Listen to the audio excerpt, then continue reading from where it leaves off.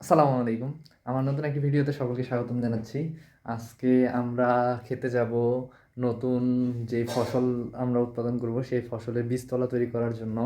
তো চলেন সরাসরি মাঠে গিয়ে কথা হবে। ভুট্টার গাছগুলো মানুষ কাটছে কিন্তু এখান থেকে নিয়ে যায় নাই। হালকা বৃষ্টি হইছে যার কারণে কাদা, কাদা হয়ে গেছে। তো আমরা সুন্দরভাবে ৩ জনেই একসাথে পরিষ্কার করতে লাগে পড়লাম। পরিষ্কার করা শেষেই ট্রাক্টর চলে আসলো। আলহামদুলিল্লাহ ট্রাক্টর দিয়ে আমরা চাষ দিচ্ছি জমিটা। ৩ চাষের পরে আমরা ধানের বীজ লাগাবো। বলা হয় নাই, আমরা এবার ধান চাষ করব। আমরা ভুট্টা চাষ করে কিছু মুনাফা অর্জন করতে পারছি আলহামদুলিল্লাহ। দেখা যাক এবার আমরা ধান চাষ করে কিছু করতে পারি কি না। এরপরেই ট্রাক্টর চলে যাওয়ার সাথে সাথে আমরা ৩ জনে লেগে পড়ি সব ময়লাগুলোকে তুলে সাইডে ফেলে দেওয়ার জন্য। এরপরে ময়লা ফেলার পরে একটু রেস্ট নিলাম আমরা। রেস্ট নেওয়ার সময় সকালে একটু টুকটাক ভিডিও করার পরে বীজগুলোকে রোদে দেওয়ার কথা ছিল, যার কারণে আমরা বীজগুলোকে রোদে দিলাম।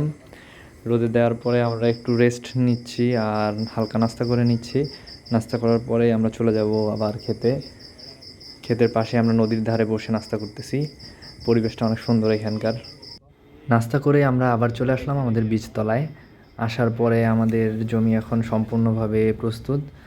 এক বড় ভাইকে ডেকে নিয়ে আসলাম। সে সুন্দরভাবে সমান অনুপাতে পুরো জমিতে, এখানে মোট ৫ শতক জমি আছে, পুরো জমিতে সুন্দরভাবে সে বীজগুলোকে ছিটিয়ে দিল।